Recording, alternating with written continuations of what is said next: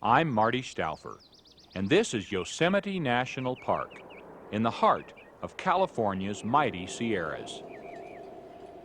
Larger than the state of Rhode Island, Yosemite is home to many marvels. Here stands the grizzly giant, a 2,700-year-old giant sequoia weighing 2 million pounds. And here plummets Yosemite Falls, America's highest, leaping from granite cliffs into a cloud of mist. Among the largest collection of rock domes in the world, Half Dome rises like a cathedral. The silent grandeur of Yosemite is inspiring, yet all is not so quiet. If you listen hard, you can hear the chirping of chipmunks. Chipmunks are lively featherweight cousins of the squirrel, distinguished by their 5-lined coats, striped faces, and small size. 6 species of chipmunk inhabit Yosemite, each at a specific elevation, each adapted to a specific habitat. All are bright and cheerful. They remind us of the best in ourselves. Let's enjoy being entertained by the Chipmunks of Yosemite.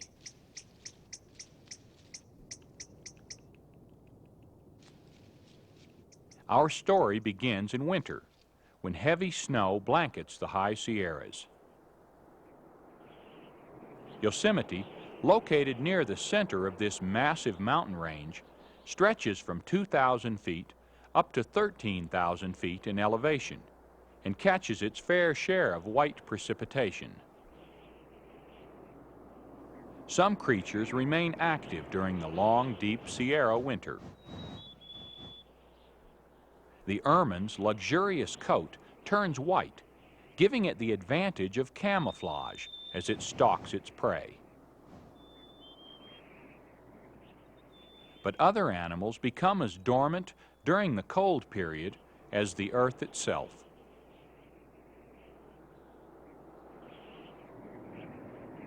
While streams flow icy and still, and trees are chilled by snow and wind, many smaller creatures find warmth and safety by burrowing underground.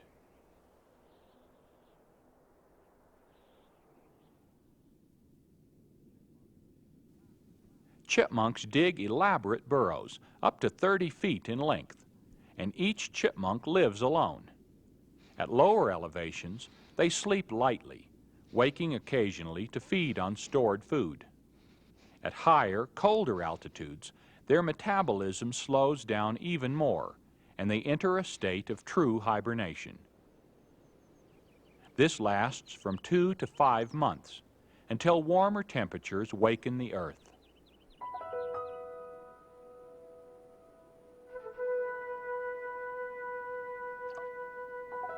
Much of Yosemite's beauty is created by the bounty of melting snow.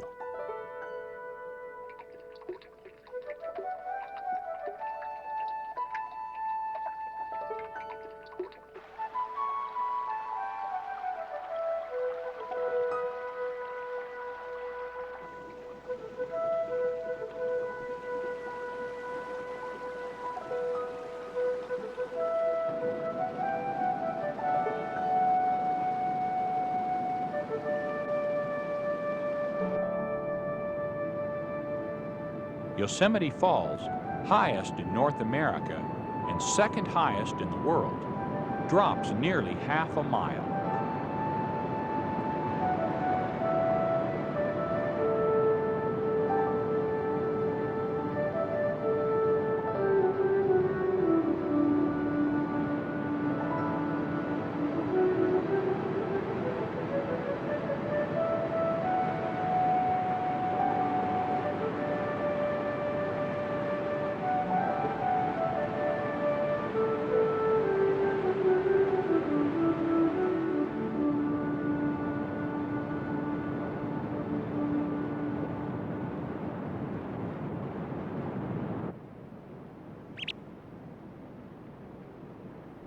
western kingbird, heralds the end of winter in Yosemite. On the valley floor, mule deer no longer have to paw through the snow to feed. And from their burrows under tree roots and between rocks, the chipmunks emerge, hungry after their winter's nap.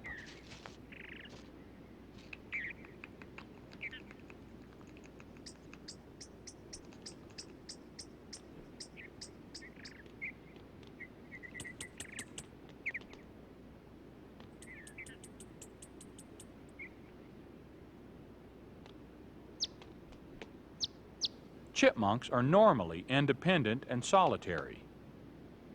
Males and females each have their own territories, and even encounters during courtship are not what we would call particularly amiable.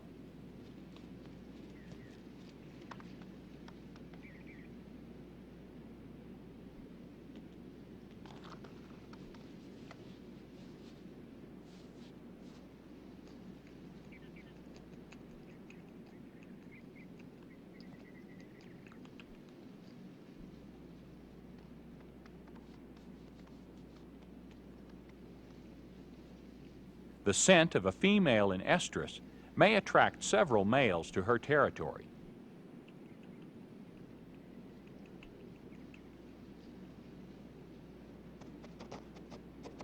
The female often leads her suitors on a merry chase.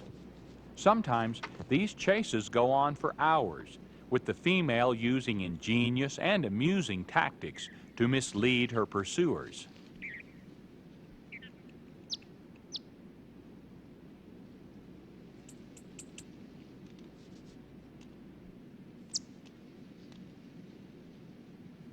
Eventually, she surrenders to the male who is best able to keep up with her, or, in this case, the one who refuses to accept her indifference.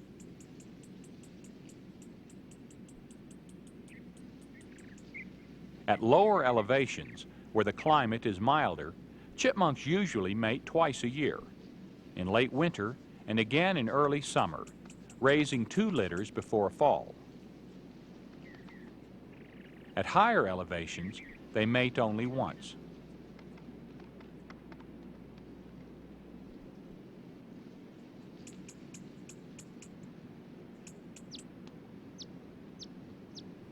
The pregnant female stays close to her den. She has a month in which to prepare it for a new litter.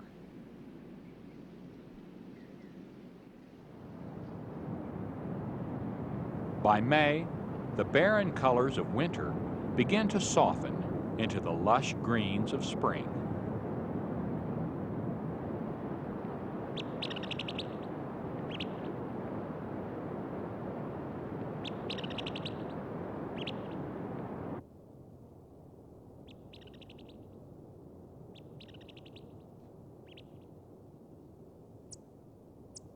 In higher glades and woodland groves, the chipmunks begin to forage and to groom themselves in the warm sunshine. This early in spring, before nature begins to supply a fresh abundance of food, they nibble on last year's cache of nuts and seeds. This is the time for defining territories, not for breeding purposes, but for feeding and food gathering.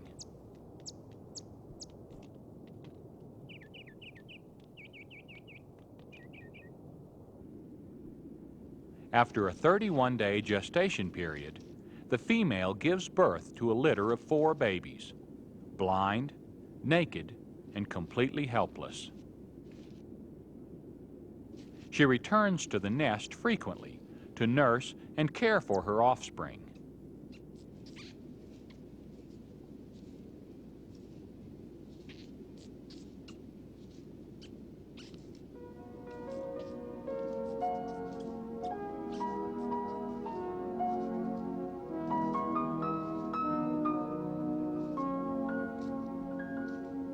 Even before they have fur, the babies have faint chipmunk stripes marked on their skin.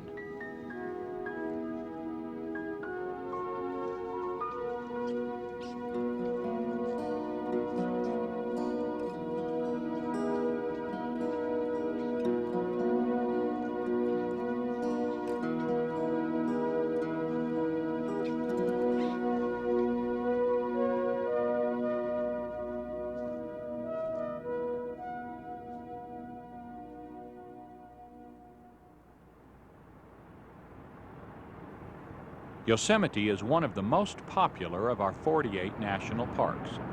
Every year, nearly 3 million people from all over the world come by camper and car, bus and bicycle to enjoy its scenery and refresh themselves by contact with nature.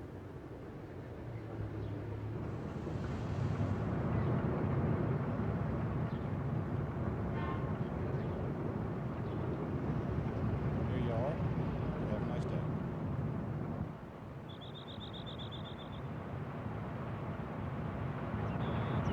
While some are satisfied with sightseeing from the road, many of Yosemite's visitors prefer hiking, picnicking, and rock climbing in the backcountry.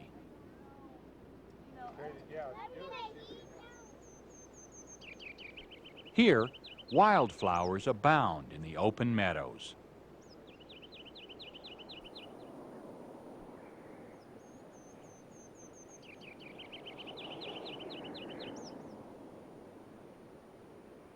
From foothills to peaks, Yosemite boasts several distinct life zones, each with its own chipmunk population.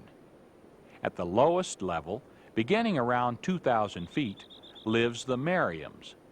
Between 4,000 and 7,000 feet are the long-eared, yellow pine, and Townsends. From 7,000 to 9,000 feet is found the lodgepole, and above timberline, the alpine. The Merriam's chipmunk thrives in the upper Sonoran life zone, feeding on insects, seeds, and flowers.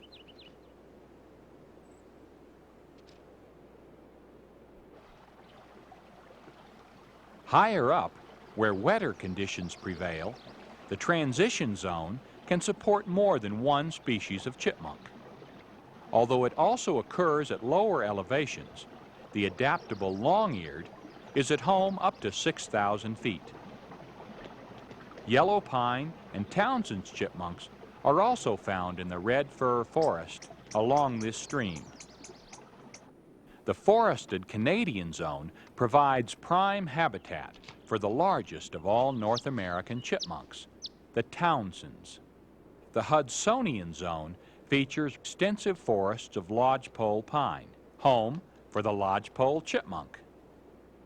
Highest of all is the alpine zone.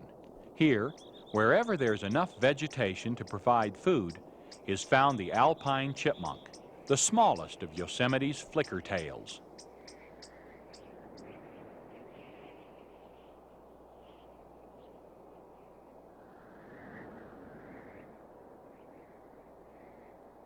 Just as chipmunks are found at every altitude in Yosemite, so they're found in almost every type of habitat across the country. And wherever there are chipmunks, the nuts and seeds they bury and forget germinate into new grass and trees.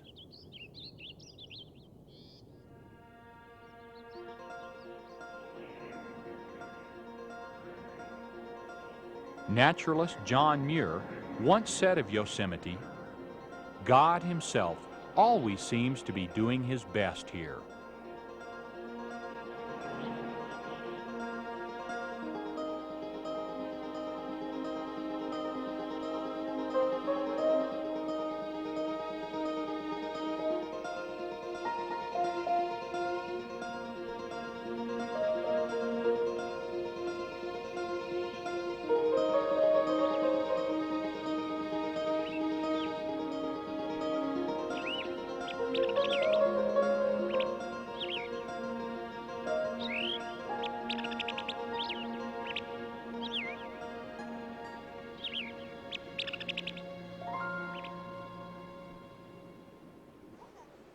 The vast number of visitors that come to the park each year says something about our hunger for the great outdoors. Recreational opportunities like bicycling and canoeing attract many people.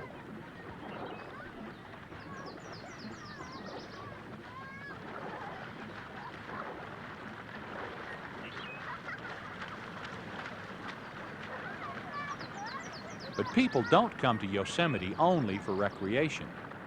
They also come to see wildlife.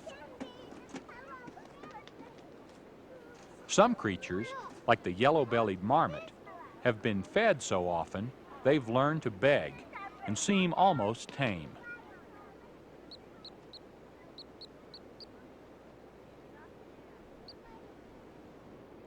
The golden-mantled ground squirrel, which resembles a chipmunk, sometimes keeps a reserved distance, but frequently it too ends up depending on humans. Chipmunks tend to be more skittish than squirrels about accepting handouts, especially a female with little ones dependent on her. The babies develop striped coats by the time they're 8 days old, but they remain blind for the first month of their lives. Shortly after that, they'll be out of the nest and ready to be weaned.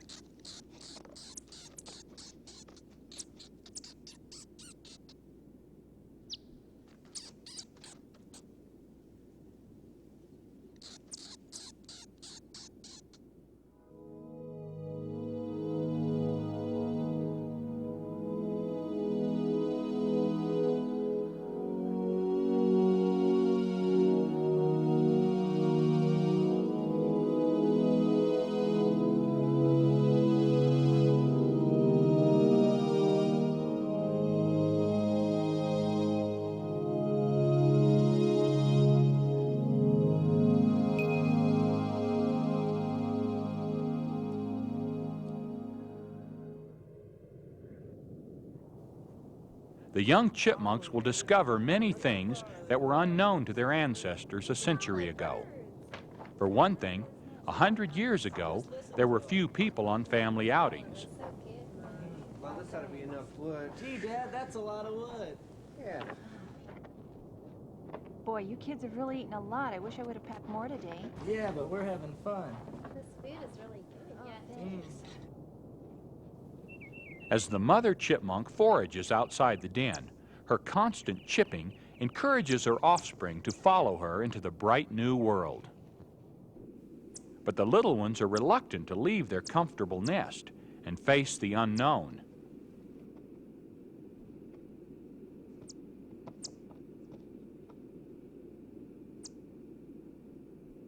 Let's go for a walk. Okay, we'll build a fire later. Okay. It's so warm. It really is. Hey, let's go over here, Dad. Yeah, look at that over there. After the campers leave, the mother chipmunk takes advantage of an opportunity to forage farther from the den. As her chipping becomes fainter, the babies become curious about her whereabouts.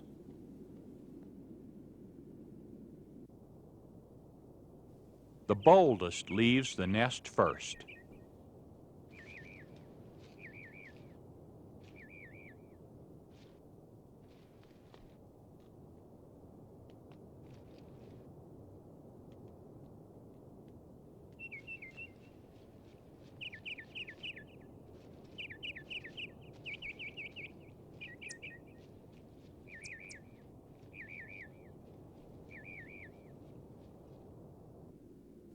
Soon, one by one, the others follow, each stalling in its own way for time and courage.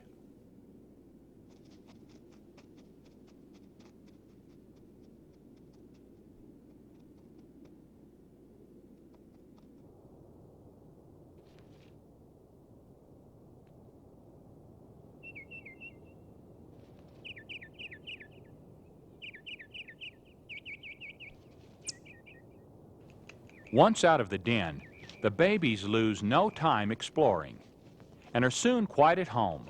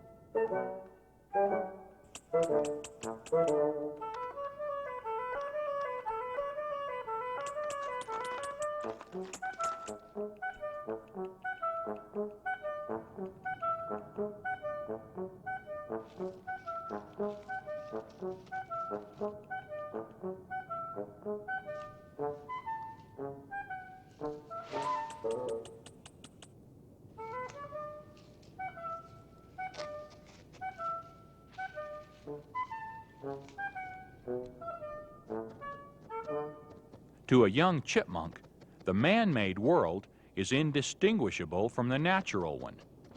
The colors may be brighter and the smells may be stronger, but there doesn't seem to be anything yet to fear among these strange mounds of rich scented food.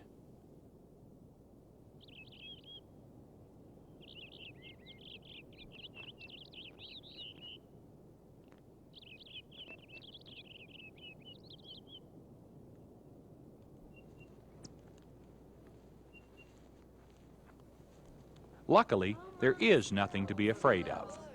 Like most people, this family is delighted to catch a glimpse of the chipmunks and are pleased with the idea of sharing their picnic. But if humans themselves are harmless, their mechanical extensions can often be fatal.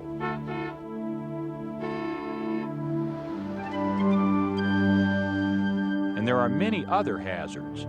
A circling red-tailed hawk would like nothing better than to make a meal of a young chipmunk.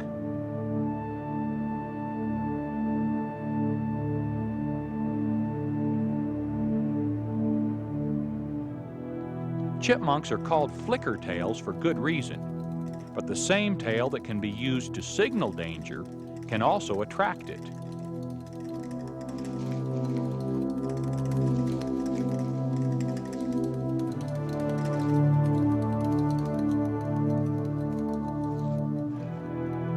Fortunately for the chipmunks, the hawk has problems of his own. He's being dive-bombed by a kestrel.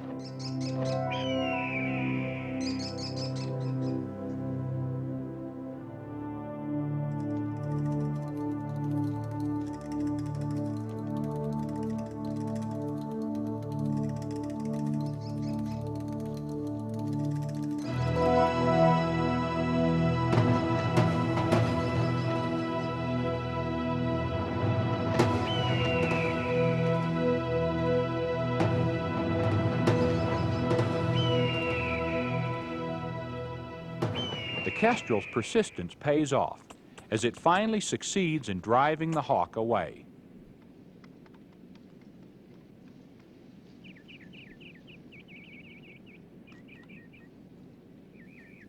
The young chipmunks must learn quickly, for they have only a few short weeks to benefit from their mother's guidance.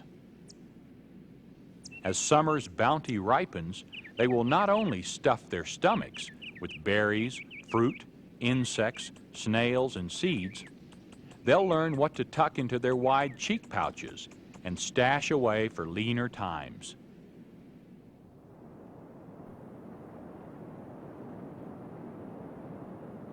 When summer comes to an end, so does the period of childhood for small mammals. This is a golden season in Yosemite, when the rock maples blaze brilliantly and the air is quickened with cold.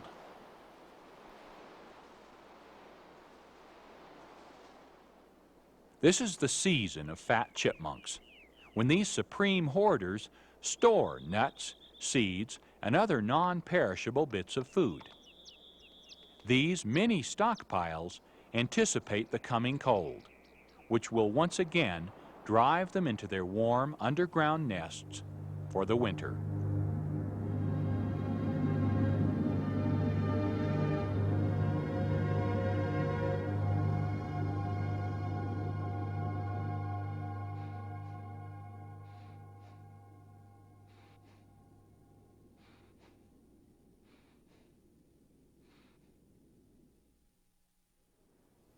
In Yosemite, silence becomes our teacher in the art of appreciation. Yet there are lessons to be learned from the liveliness of chipmunks as well as from the solitude of El Capitan. For one, we can be more alert to our surroundings, and we can also remember to lighten up, to look on the cheerful side of things. That's a way of life for the Chipmunks of Yosemite. I'm Marty Stouffer. Until next time, enjoy our wild America.